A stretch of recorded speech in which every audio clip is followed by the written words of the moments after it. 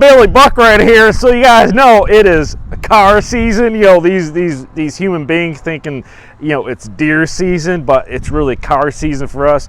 We are like causing all sorts of havoc, and so you know too, we can really tear some stuff up. But there's a guy in Lockport here called Mongielos. He actually fixes this stuff. One of my cousins did this damage right here, ripped the bumper right off. Check out the damage over there in the hood. He like, I think his head hit right here.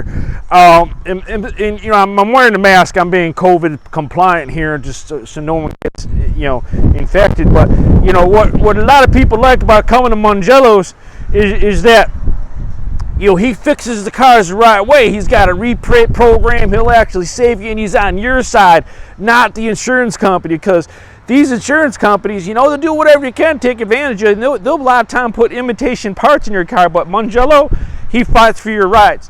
But in case, you know, one of our brothers, you know, become a target of one of our brothers, you can actually get it fixed.